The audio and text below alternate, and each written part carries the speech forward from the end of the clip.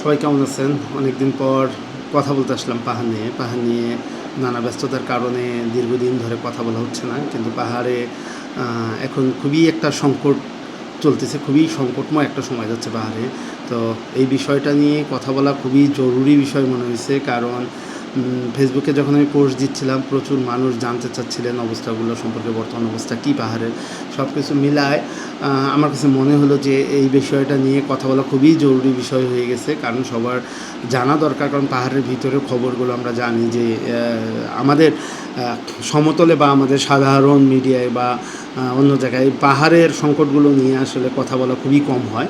আপনারা জানেন যে আমাদের ৩ পার্বত্য জেলা খাগড়াছড়ি, রাঙ্গামাটি, বান্দরবান, এইটা নিয়ে আমাদের ৩ পার্বত্য জেলায় আমরা মানুষরা, ভিতরের যে মানুষরা, একদম পার্বত্য চট্টগ্রামের ভিতরের যে মানুষরা, বিশেষ করে প্রত্যন্ত অঞ্চলে, তারা একেবারেই স্বাস্থ্য সেবা থেকে বঞ্চিত।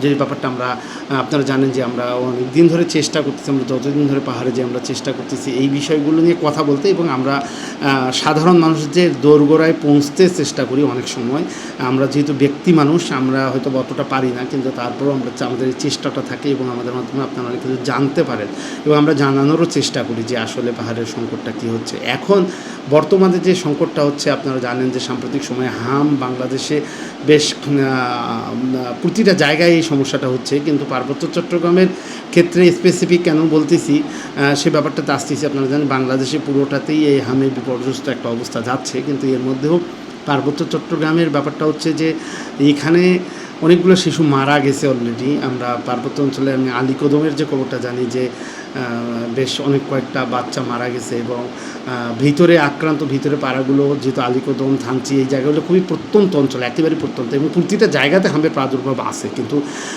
এই জায়গাটাতে আমরা যেটা দেখতে পাচ্ছি যে খুবই প্রত্যন্ত অঞ্চলের মানুষগুলো, তারা এই যে হামের ফলে তাদের মধ্যে একটা কুসংস্কার তো আছেই ভিতরে, এটা একটা ব্যাপার আছে। সেকেন্ড একটা ব্যাপার হলো যে এত প্রত্যন্ত অঞ্চল থেকে তাদের শহরে আসাটা খুবই কঠিন একটা ব্যাপার। অনেকগুলো জায়গা আছে আমরা জানি যে, বিশেষ করে রিজার্ভ অঞ্চলটা যেটা কুরুকপাতার মধ্যে পড়ছে, কুরুকপাতার রিজার্ভ অঞ্চলগুলোতে এত দূরে চিকিৎসা সেবাটা পৌঁছে দেওয়াও খুবই একটা দুষ্কর ব্যাপার। যেখানে আমরা দেখতে পারি যে সাধারণ কাছাকাছি জায়গাগুলোতেও হাসপাতালে একটা বড় ধরনের সংকট আছে, বা চিকিৎসা কেন্দ্রের একটা বড় ধরনের সংকট পার্বত্য চট্টগ্রামে।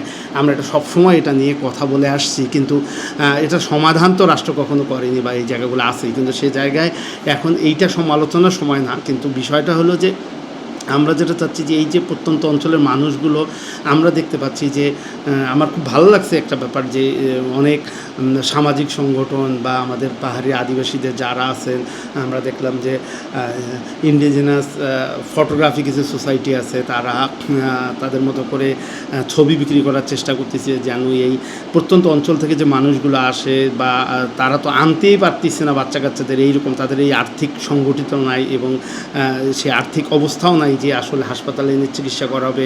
এইরকম হাসপাতালের মধ্যে আসবে, অনেকের এই সামর্থ্যটাও নাই, তারা তাদের মতো করে একটু ফান্ড রাইজ করার চেষ্টা করতেছে।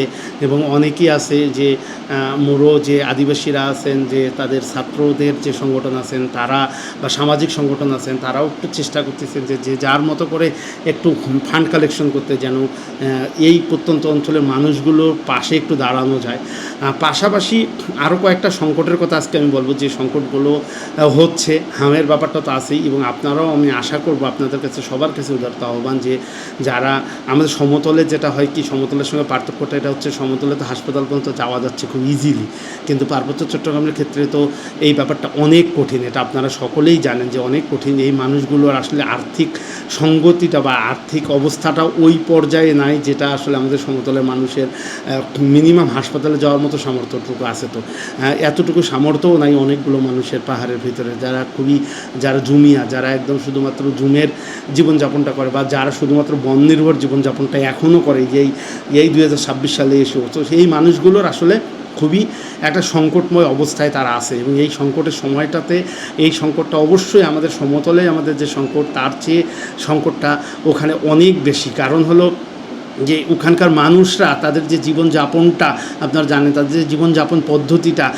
সেটা অবশ্যই এতটা আমাদের যে আর্থিক একটা ব্যাপার, আরও মানে অর্থনীতির সঙ্গে আমরা যেভাবে যুক্ত থাকি, ওই মানুষগুলো কিন্তু একেবারেই বনের উপর ডিপেন্ডেন্ট বা জুমের উপর ডিপেন্ডেন্ট। তারা দিন আনি দিন খায়। এই মানুষগুলোকে হাসপাতালে আসা বা এই চিকিৎসার ব্যয়ভার বহন করাটা তাদের জন্য খুবই কঠিন, এবং এত বেশি বাচ্চা কাচ্চা অসুস্থ হচ্ছে এবং অনেক শত শত বাচ্চা কাচ্চা হামে আক্রান্ত। এবং আমরা যেটা খবর পাইছি এখন পর্যন্ত, আমি অনেকের সঙ্গে যোগাযোগ করার চেষ্টা করতেছি এবং অনেকের সঙ্গে কথা হচ্ছে, আমার প্রতিদিনে কথা হচ্ছে। এই মানুষগুলো একদম, অনেক মানুষ আছে যারা ভিতরে তাদের বাচ্চা কাচ্চাকে ওই পাড়া থেকে আর কোথাও নিয়ে আসার সাহসই করতেছে না, হাসপাতাল পর্যন্ত যে আসবে এই সাহসটুকুও করতেছে না, কারণ তাদের যে অর্থনৈতিক অবস্থা এই জায়গাটা থেকে। পাশাপাশি আরেকটা আমার ছোটো ভাই এসে লঙ্গান, সে কিছুদিন আগে থানসির ওই সাইড থেকে ঘুরে আসলো। আমি ওকে বলছিলাম যে ওদিকের কী অবস্থা। আপনারা জানেন যে প্রতি বছর আমরা ডায়রিয়া নিয়ে একটা কাজ করি, এবং বর্ষার এই যে শুরুতে এই গরমটা যখন থাকে এবং তারপর পরই এই এখন কিন্তু ডায়রিয়ার মৌসুমটা শুরু হয়ে যাবে, কারণ আপনারা জানেন পাহাড়ে এখন একটা পানির সংকট চলতেছে।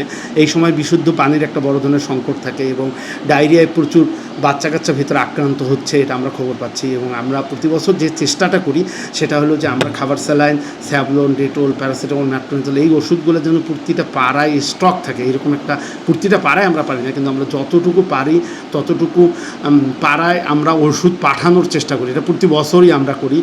গত বছর যেটা হয়েছে যে আমরা খুব বেশি এই কাজটা করতে পারিনি, কারণ হলো যে গত বছর স্ক্যাবিসের একটা মহামারী আকার ধারণ করছিল, এই হামের মতোই একটা ব্যাপার হয়েছিল। কিন্তু এটা ওইভাবে মিডিয়াতে বা অন্য কোনোখানে আসেনি, কিন্তু আমরা এই কাজটা করতে গিয়ে যখন আমরা এই যে স্যাভলন, ডেটল বা ডায়রিয়ার এই কাজগুলো করতে গিয়ে আমরা দেখতে পারি যে এই ওষুধগুলো পৌঁছাই দিতে গিয়ে আমরা দেখতে পারি যে ওখানে এই হামের মতোই গায়ে অ্যালার্জির মতো আর কি উঠছে। এবং এটা 2 বছর ধরে, এবং তারা কিন্তু এই স্ক্যাবিসে প্রায় 2 বছর ধরে আক্রান্ত, চুলকাতে চুলকাতে ঘা হয়ে গেছে। খুবই আমরা পারমেথ্রিন সেখানে দেওয়ার চেষ্টা করছি, বেশ আমরা অনেকগুলো পাড়ায় এটা আমরা দিছি, এটা অনেকটা নিয়ন্ত্রণে নিয়ে আসা গেছে। তো এই যে ছোটো ছোটো ইনিশিয়েটিভগুলো, এটা যদি আমরা চালু রাখতে পারি, এই জিনিসগুলো যদি আমাদের কাছে হয়তো বা সমতলে একটা খাবার স্যালাইনের খুব ভ্যালু কম, বা দেখা গেলো একটা পারমেথ্রিন ক্রিম দিলে যে স্ক্যাবিসটা ভালো হচ্ছে, এটার আসলে ভ্যালু হয়তো বা এখানে 60-70 টাকা হলে একটা লরিক্স বা একটা ক্রিম পাওয়া যাচ্ছে, কিন্তু পাহাড়িদের জন্য কিন্তু এটা আসলে অনেক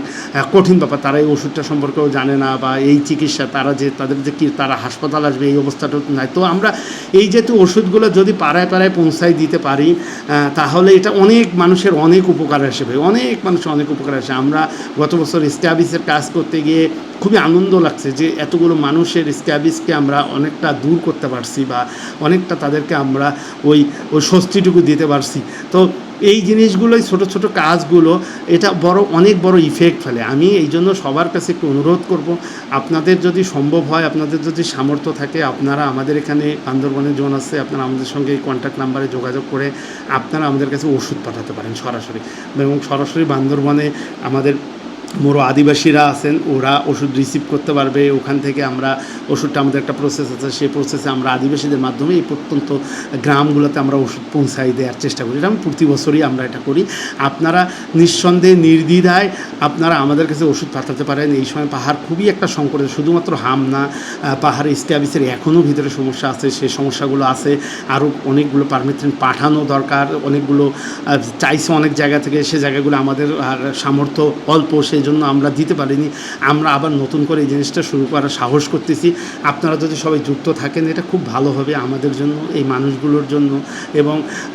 এবং খাবার স্যালাইন, ডেটল, স্যাভলন, এই জিনিসগুলো এখন যেহেতু জমির মৌসুম আসতেছে আপনারা জানেন, এবং পাহাড় একেবারেই শুকনো খড়খড়া পাহাড়, এখন পানি একটা সংকট আছে পাহাড়ে, বড় ধরনের পানির সংকট এই সময়টা হয়, এবং এই জায়গাটা থেকে বিশুদ্ধ পানির একটা বড় অভাব আছে। সে জায়গা থেকে ডায়রিয়াগুলো হচ্ছে, ডায়রিয়া হওয়া শুরু হয়ে গেছে। আমরা যদি শুরুর মধ্যে যদি ওষুধগুলো পাঠাইতে পারি, খাবার স্যালাইন, ম্যাট্রোনিজল, এই জিনিসগুলো যদি আমরা ওই গ্রামগুলোতে পৌঁছাইতে পারি, বা অন্যদেরকেও বলতেছি, আপনারা যারা কেনার সামর্থ্য আছে বা যারা হসপিটাল কাছাকাছি বা কাছাকাছি, আপনারা নিজ দায়িত্বে আপনাদের গ্রামগুলোতে যদি এভাবে ফার্স্ট এইডের জিনিসপত্রগুলো যদি স্টক থাকা যায়, তাহলে অনেকগুলো শিশু মৃত্যুর হার কমানো যায়। কারণ ডায়রিয়াতে আমরা দেখছি একটা সময় যখন আমরা কাজ করছি প্রচুর বাচ্চা মারা গেছে। এখন আমরা অনেক পাড়াতে আমরা ওষুধ পাঠাই, সেই কারণে অনেকগুলো পাড়ায় কিন্তু শিশু মৃত্যুর ঘটনা এখন আমরা দেখতে পারি না। আর এই কুরুকপাতা অঞ্চলটা প্রতি প্রতিবারেই কিন্তু নানান ধরনের সমস্যায় জর্জরিত থাকে। এর আগেও আমরা জানি যে যখন ডায়রিয়ার কাজ করতে গেছি এই কুড়িকপাতা অঞ্চলেই অনেকগুলো বাচ্চা মারছে। লুকুন মরো নামে একটা ছেলে ছিল, যে ওর ওয়াইফ হিরাম, এখন আমার মনে আছে যে তার পেটে গর্ভবতী, সে বাচ্চা নিয়ে ডায়রিয়ায় মারা গেছে। মানে মা এবং শিশু পেট অনাগত সন্তান এবং মানে যে সন্তানটা এখনও ভূমিষ্ঠ হয়নি সে সহ একসঙ্গে মারা গেছে। তো এইরকম ক্রাইসিসগুলো এখানে আছে। এখন হামের ক্রাইসিসটা পড়ছে, এই অঞ্চলের মানুষরা খুবই দরিদ্র। আমরা আশা করব যে আপনারা এই মানুষগুলোর পাশে দাঁড়াবেন, যে যেভাবে পারেন সেভাবে পাশে দাঁড়াতে পারেন। আপনারা আমাদের সঙ্গে যোগাযোগ করলে আমরা চেষ্টা করব সে জায়গায় আপনাদের পৌঁছে দিতে। তো এতটুকুই ছিল আজকের কথা, এখন পর্যন্ত এটাই আপডেট। তো আপনারা ভালো থাকবেন, আপনারা সুস্থ থাকবেন এবং আপনারা আপনাদের বাচ্চাদের দিকে খেয়াল করবেন। হামটা সমতলেও খুবই খারাপ অবস্থায়, কিন্তু পাহাড়ের এই মানুষগুলোর পাশে আপনারা একটু, আমরা যদি একটু আমাদের পাশাপাশি, আমাদের দুঃখের পাশাপাশি তাদের দুঃখেও যদি আমরা সামিল হই, এটা খুব ভালো হবে। তো ভালো থাকবেন, আজকের মতো এখানেই রাখলাম। শুভরাত্রি।